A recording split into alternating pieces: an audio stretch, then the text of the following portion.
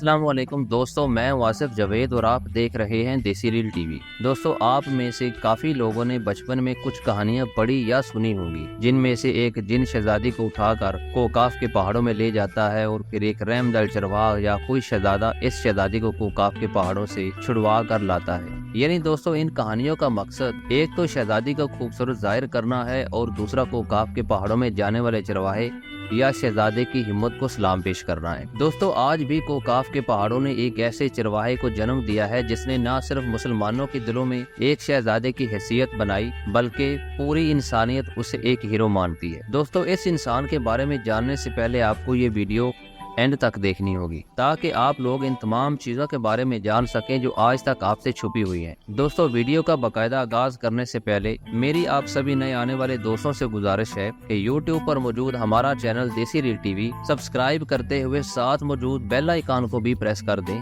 تاکہ ہر نئی آنے والی ویڈیو آپ لوگوں کو آسانی سے مل جائے۔ چلیں اب ویڈیو کا آغاز کرتے ہیں۔ دوستو، ماسکو شہر سے لگ بھگ 1850 کلومیٹر دور روس کی جنوب مغرب میں کوکاف کے پہاڑوں میں بسا ایک چھوٹا سا گاؤں ہے۔ اس گاؤں کا نام ہے سلڈی۔ دوستو، اس گاؤں کی دوری جارجین بارڈر سے صرف 40 کلومیٹر کی ہوگی۔ اس گاؤں کے لوگوں کو بھی شاید نہیں پتا ہو کہ آنے والے وقتوں میں اس گاؤں کے ایک چرواہے جو اکثر پڑھنے کے بعد پچھلے ٹائم آیا کرتا تھا، اس کی وجہ سے اس گاؤں کو پوری دنیا یاد کرے۔ دوستو، کہانی کچھ یوں ہے کہ اس گاؤں کے ایک رہائشی عبد المانو نورما جو کہ رشین آرمی میں کام کرتے تھے، ان کے ہاں ایک بچہ پیدا ہوا اور وہی بچہ جس کا نام خبیب نور محمدوف رکھا گیا، جسے آج پوری دنیا خبیب نور کے نام سے بھی جانتی ہے۔ دنیا میں مسلمانوں کا مذاق اڑانے والوں کا اس نے منہ توڑ جواب دیا۔ دوستو، خبیب جب بھی میدان میں اترا، اس کا باپ جو اس کا ٹرینر بھی تھا ہر بار میدان کے باہر اس کے ریسلنگ کے منظر دیکھتا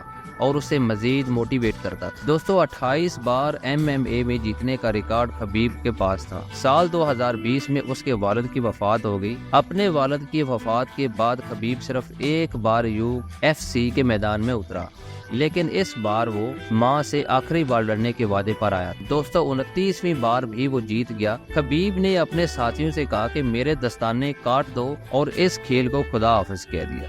دوستو، آج کی اس ویڈیو میں آپ رشیا کی 22 ریپبلکس میں سے 11ویں بڑے ریپبلک داغستان کے بارے میں جانیں۔ دوستو، آج اگر آپ خبیب کے بارے میں جانتے ہیں تو داغستان کے بارے میں جاننا آپ کے لیے بہت ضروری ہے۔ دوستو، داغستان 2,50,270 مربع کلومیٹر رقبے پر مشتمل روس کے اندر بسا ہوا ایک چھوٹا سا ملک جو کافی حد تک آج روس سے آزاد مانا جاتا ہے۔ یہ رشیا کی دوسری ریپبلک کی طرح آزاد نظر آتا ہے۔ دراصل یہ حقیقت میں آزاد نہیں ہے، اس کو ریپبلک آف داغستان کہا جاتا ہے، جس کی کہانی تاتارستان اور چند دوسری رشین جمہوریاؤں سے ملتی جلتی ہے۔ دوستو، بشکرستان اور تاتارستان کے بعد 30 لاکھ افراد کی آبادی کے ساتھ یہ روس کی تیسری بڑی ریپبلک بھی مانی جاتی ہے۔ دوستو، داغستان کی تاریخ بہت پرانی ہے اور یہاں مختلف دور میں مختلف حکومتوں نے حکومت کی ہے۔ اس کی وسیع تاریخ نے داغستان کی ثقافت کو بھی بہت رنگین بنا دیا ہے، جس میں مختلف روایتیں اور رسم و رواج شامل ہیں۔ دوستو، داغستان میں 11 مختلف نسلی گروہ رہتے ہیں،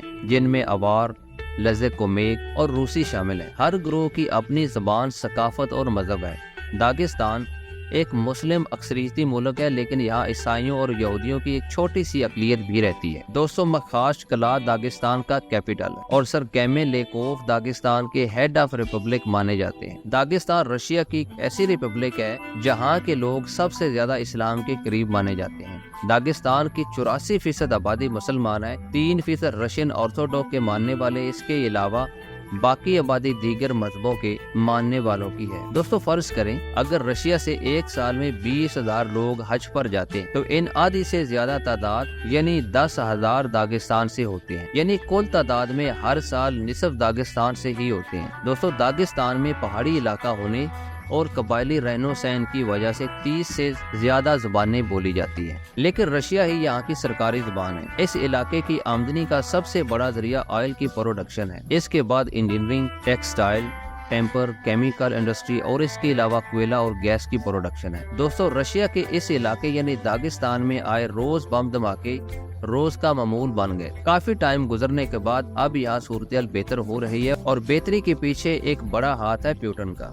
जिसने बड़ी ही समझदारी से काम लेते हुए दागिस्तान को चीचनिया से अलग करके इनको रिपब्लिक में तब्दील किया और इनको काफी हद तक आजादी दी, जिसके बाद हालात दिन ब दिन बेहतर होते चले गए। दोस्तों, आज दरबंद शहर दागिस्तान का दूसरा अहम शहर माना जाता है, लेकिन कुछ अरसा पहले ये शहर इलाके की अहम बंदरगाह होने के अलावा कैपिटल भी रह चुका है। दागिस्तान में लगभग 1800 छोटे बड़े दरिया बहते हैं, जिनमें से सबसे बड़े दरिया सालोक, दरिया समर और दरिया तारक हैं। दोस्तों, इमाम शामिल, जिन्हें नक्शबंदी सिलसिले के तीसरे इमाम भी माना जाता है, इसी रिपब्लिक दागिस्तान से ताल्लुक रखते थे। दोस्तों, इसके बारे में एक हकीकत ये भी है कि ये रशिया की 22 रिपब्लिक में से आज भी सबसे गरीब रिपब्लिक मानी जाती है। माना जाता है कि माजी से लेकर आज भी इस रिपब्लिक की कमाई सिर्फ 200 खानदानों के हाथों में घूम रही है। जो गरीब थे आज भी गरीब। एक वक्त था जब दागिस्तान इंटरनेशनल विजिटर के लिए बंद कर दिया गया, लेकिन आज हर किसी को वहां जाने की इजाजत है। दोस्तों, दागिस्तान के गर्म चश्मे,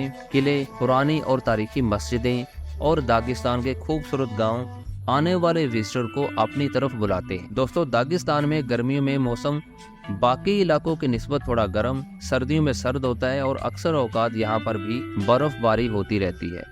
दागिस्तान के गांव में रहने वाली आबादी का आज भी गुजर बसर लाइफ स्टॉक की वजह से होता है। दागिस्तान के अक्सर गांव में आज भी लोग चमड़े से जूते तैयार करते हैं, भेड़ों की ऊन से कालीन तैयार किए जाते हैं। दोस्तों, दरबंद शहर कालीन की तिजारत के लिए जाना जाता है। अंजीर का दरख्त दागिस्तान का नेशनल ट्री माना जाता है। फ्री स्टाइल रेसलिंग, जो कि किसी कुश्ती की एक ही किस्म होती है, उसे दागिस्तान का कौमी खेल माना जाता है। दोस्तों, रेसलिंग के अलावा ये लोग घुड़सवारी और शिकार करने को एक खेल की तरह लेते हैं। ये लोग जो कबीलों में रहते हैं, माजी से आज भी बाज को आम जानवर की तरह पालते हैं। दोस्तों, यही वजह है कि बाज इनका कौमी परिंदा भी माना जाता है। आज दागिस्तान में तालीम की शरह तकरीबन 100% पर पहुंच चुकी है, लेकिन माजी में लोग दीनी तालीम तो दिलवाते थे, मगर मुआशरती तालीम से अपने बच्चों को थोड़ा साइड पर रख लेते थे। दोस्तों, दागिस्तान की तकरीबन आधी से ज्यादा आबादी गांव में रहती है। दागिस्तान में आज इंसानों की एवरेज लाइफ लगभग 75 साल गिनी जाती है, जो रूस के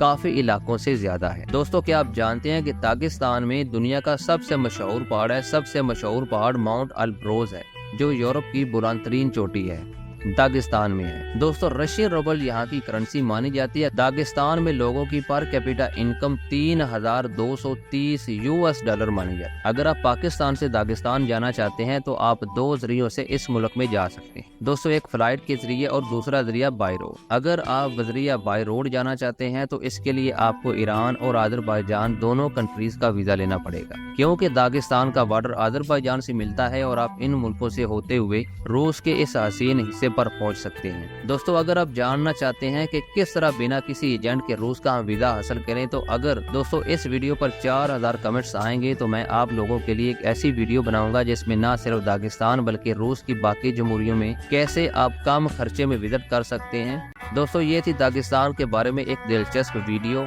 उम्मीद है वीडियो आपको पसंद आई होगी और आपके लिए इंफॉर्मेटिव रही हो। दोस्तों, हमारी हौसला अफजाई के लिए चैनल को सब्सक्राइब, लाइक और शेयर करें, ताकि हम मजीद इस तरह की इंफॉर्मेटिव वीडियोस आपके लिए बनाते रहें। मिलते हैं एक नए दिलचस्प सफर के साथ, तब तक अपना ख्याल रखिएगा। अल्लाह हाफिज।